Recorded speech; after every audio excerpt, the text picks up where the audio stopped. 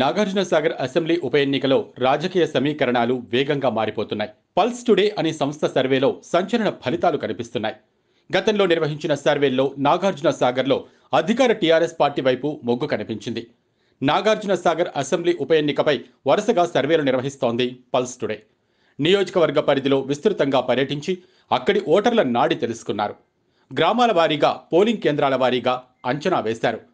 ఇప్పటి వరకు నాగార్జునసాగర్ ఉప ఎన్నికపై పల్స్ టుడే 3 సర్వేలు నిర్వహించింది. టీఆర్ఎస్ అభ్యర్థి ఖరారు కాకముందు నిర్వహించిన మొదటి సర్వేలో టీఆర్ఎస్కు అనుకూలంగా ఫలితం వచ్చింది. వారం క్రితం నిర్వహించిన రెండో సర్వేలోనూ కాంగ్రెస్ అభ్యర్థి జానారెడ్డి కంటే నోముల భగత్కు లీడ్ కనిపించింది.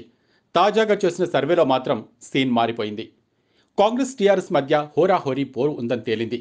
నాగార్జునసాగర్లోని 6 మండలాలు ఉండగా గత సర్వేల్లో కాంగ్రెస్ 2, టీఆర్ఎస్కు 4 మండలాల్లో లీడ్ కనిపించింది. లేటెస్ట్ సర్వేలో మాత్రం కాంగ్రెస్ బాగా పుంజుకుంది. ప్రస్తుతం 2 పార్టీలు చెరో 3 మండలాల్లో లీడ్లో ఉన్నాయని పల్స్ టుడే సర్వేలో తేలింది. సామాజిక వర్గాల వారీగా చూస్తే నియోజకవర్గంలో మెజారిటీ ఓటర్లుగా ఉన్న యాదవుల ఓట్లు టీఆర్ఎస్కు ఎక్కువ పడే అవకాశం ఉందని పల్స్ టుడే సర్వే అంచనా వేసింది. రెడ్డి సామాజిక వర్గ ఓటర్లలో మెజారిటీ జానారెడ్డికే పడతాయని వెల్లడించింది. నియోజకవర్గంలో బలమైన వర్గంగా ఉన్న లంబాడీల నుంచి అభ్యర్థిని బరిలోకి దింపినా లంబాడాల ఓట్లు బీజేపీ పార్టీకి పెద్దగా వచ్చే అవకాశాలు కనిపించడం లేదని సర్వే ఫలితాలు వెల్లడవుతోంది.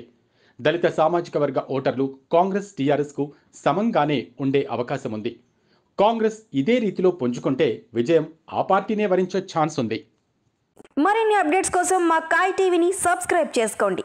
మా వీడియో కనుక మీకు నచ్చినట్లయితే లైక్ చేయండి, షేర్ చేయండి. మీ విలువైన అభిప్రాయాలను కామెంట్ బాక్స్లో తెలియజేయండి.